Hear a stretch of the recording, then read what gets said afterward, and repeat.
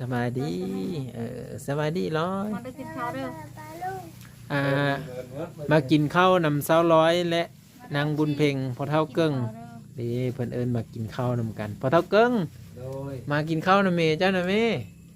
เขายังกินอยู่โอ้ยังเสียกินเอ้าจะว่ากินข้าวนำกันจะเมจะกินเพลินนี่ฮะแต่แสบนี่เลยฮะโอ้พวกนั้นกินไข่โอ้เนื้อนั่นบอสะสบายดีสบายดีสบายดีพอเท่าเกิ้งเพิ่นว่าสิต้มไข่เพิ่นว่าเป็นเมเพิ่นน่ะกินข้าวมกปลาแดะนะกินหนึ่งหันกินข้าวกับมกปลาแดะบ่แซ่บอยู่บ่แซ่บอยู่เพิ่นว่าเห็นแล้วสิมีแหง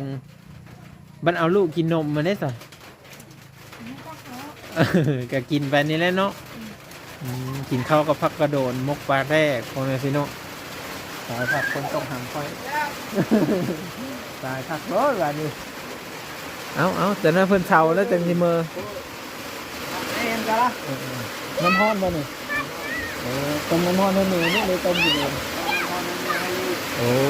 ต้มน้ำฮ้อนให้หนูให้ลูกบรรยากาศนี่กับเพิ่นกินข้าวกินปลาเด้อพ่อพี่น้องเนาะกินข้าวกินปลาเช้าร้อยเนาะกินข้าวกับมก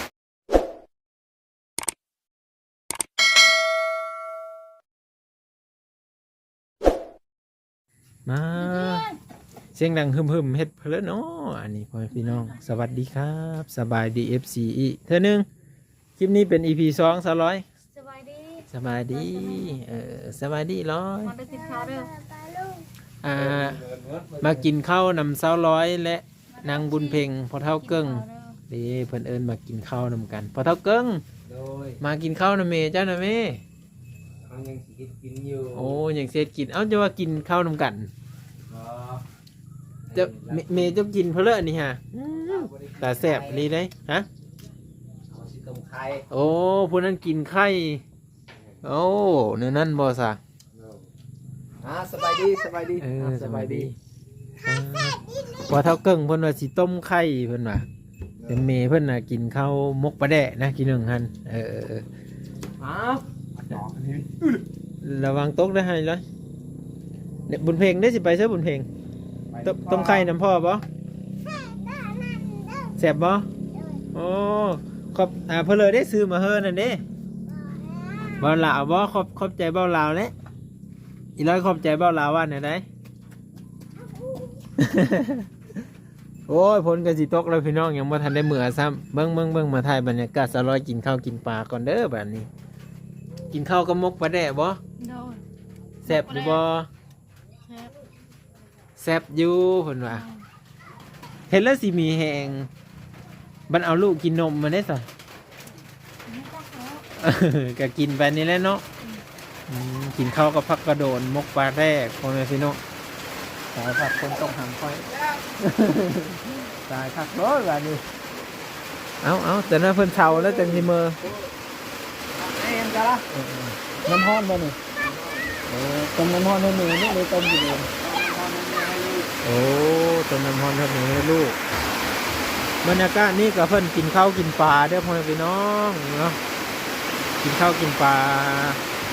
เช้าร้อยเนาะกินข้าวกับมกปลาแดะพ่อพี่น้องเพิ่นแต่ว่าแซ่บบ่กับแซ่บอยู่หันแล้วเพิ่นว่าแซ่บสมมีของอยู่ของกินเด้อเพิ่นว่าแล้วถ้าเกิดเพิ่นก็สิได้ต้มไข่เนาะ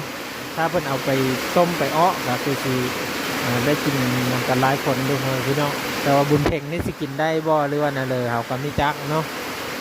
มกปลาแดกกับสีเพชรแน่สักหน่อยแล้วพี่น้อง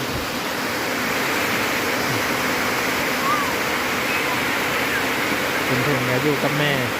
แต่ว่าเสียงนี่สินั่นได้พี่น้องเลยเสียงมันไม่ได้แล้วฝนตกแล้วตอนนี้หันฝนตกนี่ถือว่ามันมีพระเลยได้ผมพี่น้องเนาะ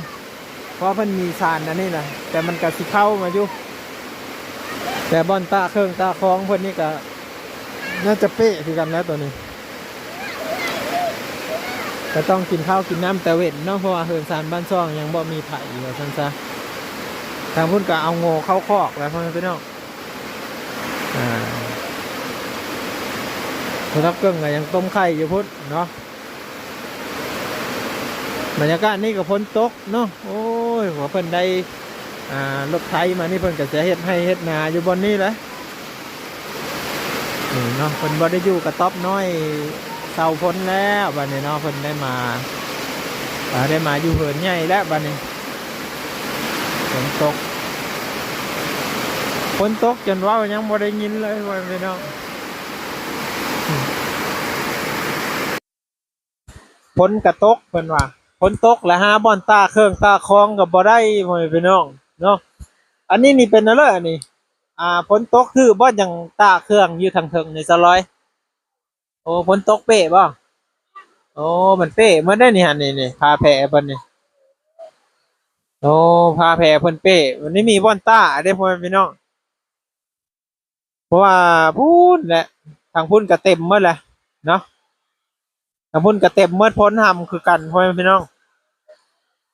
ถ้าเพิ่นสิตาอยู่ลุ่มนี่ก็ถือว่าสิอันนั้นพุ่นเลยนี่คุงขี้ดินเนาะถ้าเพิ่นตาอยู่ลุ่มจ้าเอบุญเพ่งน้องออกมาแล้วน้อยน้องออกมาแล้วน้องจะออกมาแล้วเพิ่นกำลังกินข้าวกินปลาอยู่พ่อแม่พี่น้องเด็ดออกมาแล้วปั๊บบุญเพ่งนี่ออกมาแล้วเอาน้องได้บ่อุ้มน้องได้บ่นี่จ้ะระวังล้มเด้อโอ้ยเอาน้องก็ได้เนาะเอาน้องให้แม่กินข้าวเพิ่นว่าแม่กินข้าวบุญเพ็งเอาน้องพูนแหละทางไหนบุญพ่อแม่พี่น้องเอาเนาะสิประมาณนี้แหละค่อยก็นั่งหนาวคือกันเด้อตอนนี้กันเลย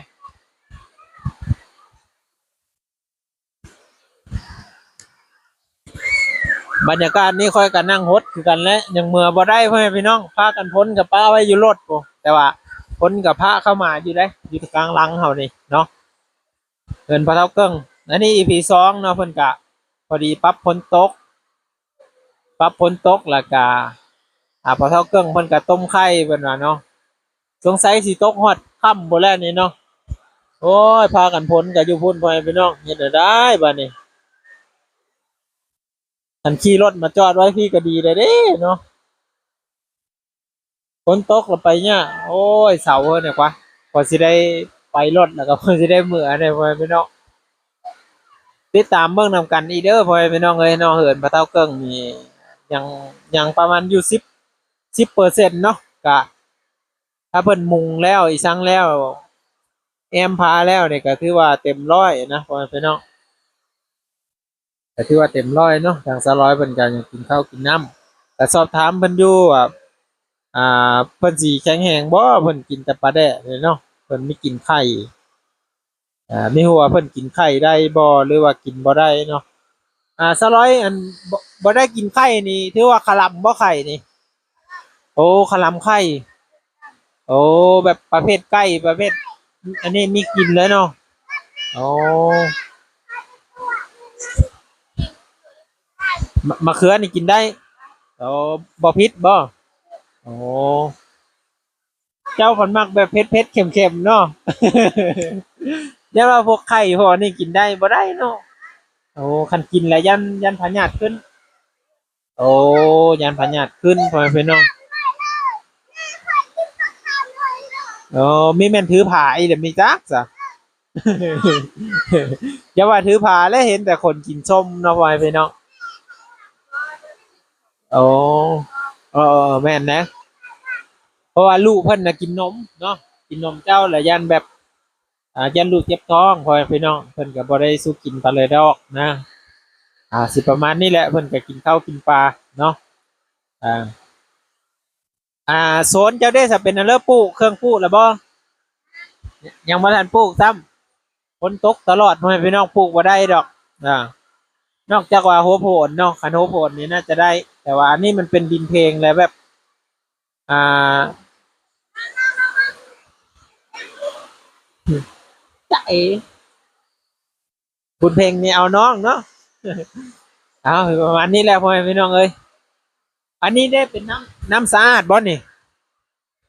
เป็นน้ำผลโอ้แต่ว่าต้มกินเนาะโอ้เพิ่นต้มกินพ่อแม่พี่น้อง ถ้าเพิ่นมีต้มก็ยันลูกเพิ่นเจ็บท้องได้ตัวนี้เนาะแม่นแหล้วเพิ่นเลยต้มกินเนาะก็มาเบิ่งนำกันนี่ว่าการอยู่การกินหรือว่าการดำรงชีวิตของพ่อเฒ่าเกิ้งหลังจากที่เพิ่นมีเฮือนมีศาลแล้ว หลังจากเพิ่นได้เฮือนได้ศาลแล้วนี่เพิ่นสิเฮ็ดแบบใดแหน่การดำรงชีวิตของเพิ่นบ่ให้พี่น้องก็ตอนนี้เพิ่นก็ถือว่าสะดวกสบายขึ้นในระดับหนึ่งแล้วเนาะอ่ากว่าแต่เก่าแล้วพ่อแม่พี่น้องแต่เก่านี่โอ้ยอยู่ยากลำบากกว่าเท่าเกิงก็ว่าพาเมพาลูกอยู่ตากฝนเหือนหัวอ๋อแต่ว่าตอนนี้อันเพิ่นก็ได้อยู่แบบบ่อนที่พ้นบ่พระพ้นบ่เปียกแล้วเนาะแต่ยังแต่เครื่องของเครื่องเจ้านี่เอาต้าอยู่ลุ่มบ่ได้บ่โอ้ยันว่ามันมีบ่อนมัดแล้วมัดใส่อยู่ลุ่มมันอยู่กองเหือนเพื่อจะได้ตากได้นะตัวนี้ก็แนะนำเพิ่นเล็กๆน้อยๆพ่อแม่พี่น้องยันเพิ่นบ่มีเครื่องนุ่งเครื่องถือได้เนาะเพราะว่าฝนตกตลอด5-6มื้อนี่แหละเลนติดเนาะ5-6มื้อเลนติดมันก็สิยากนั่นแหละเครื่องนุ่งของถือกับเพิ่นแฮงได้ลูกน้อยต้องได้ซักได้ตากคู่มือพ่อแม่พี่น้องเอ้ากินข้าวแล้วแม่นบ่ เออเพิ่นก็สิได้เอาลูกเอาเต้าสุกแล้วบ่ไข่เจ้าหาโอ้ยไข่ยังไม่สุกเป็นเลอะอันเครื่องเจ้านี่เด้สเปรย์มันแหละนี่นะเอออ๋อมันเปียกอยู่แล้ว โอ้เจ้าสิมีเอาเฮาไปอยู่ใต้ล่างบ่ว่าโอ้ยันว่ามันพอเฮาได้ยันยันมันเปียกนะอ่าอืไว้มนี่แหละเพิ่นเสียไว้นี่เอาไปกูเอามือซะถึงกู โอ้ยตาใส่พ้นเลยโอ้แน่บ่ต้องเกิ่งกีตาร์เสื้อพ้นด้วยเนาะเอาประมาณนี้แหละเนาะยาวพอสมควรและคลิปนี้ก็10 นาทีแล้วให้พี่น้องเราเพิ่มไปต่อไปนะกันยาวอยู่คลิปหน้าพอกันเมื่อเด้อพี่น้องเด้อคลิปนี้ขอบคุณ FC และท่านผู้ชมทุกท่านที่ให้การรับชมและติดตามตลอดมาคลิปวิดีโอนะเนาะมีเครื่องปลูกของพังอีหยังก็สิมาแนะนำ200ให้เพิ่นได้ปลูกได้พังให้ได้มีอยู่มีกินต่อไปไว้พี่น้องเอาคลิปนี้สบายดีก่อน200สบายดีเอาไปแล้วไว้พี่น้องเอ้ยสบายดีบุญเพ่งสบายดีป้าลุงเพิ่นว่าเอาค่อยก็สิได้กลับมือก่อนเด้อ FC ทุกคนทุกท่านที่รอรับชมและก็ติดตามพอเฒ่าเกิ้งจักไปทางเลอพุ่นมาเลยเอาสิได้มือก่อนเด้อพอเฒ่าเกิ้งเด้อสบายดีเออผลก็โหยนี่แหละสิได้ปบมือก่อนนะบัดนี้เอามือก่อนพ่อแม่พี่น้องคลิปหน้าจึงมาหาเพิ่นมื้อเนาะว่าเพิ่นการดำรงชีวิตของเพิ่นแนวใดนะคลิปนี้ก็ขออวยพรให้ FC และผู้รักผู้ใหญ่ที่ช่วยเหลือพ่อเฒ่าเกิ้งเนาะให้เพิ่นอยู่ดีมีแรงและสะดวกสบายคือกับพ่อเฒ่าเกิ้งนี่แหละพ่อแม่พี่น้องเนาะให้สะดวกสบายกว่าช่วยพ่อเฒ่าเกิ้งอีกเนาะ100 เท่าเลยพ่อแม่พี่น้องเนาะเอาขอคุณพ่อแม่ครูบาอาจารย์ปกป้องคุ้มครองคลิปนี้ขออำลาพระเจ้าไปก่อนสวัสดีครับสบายดี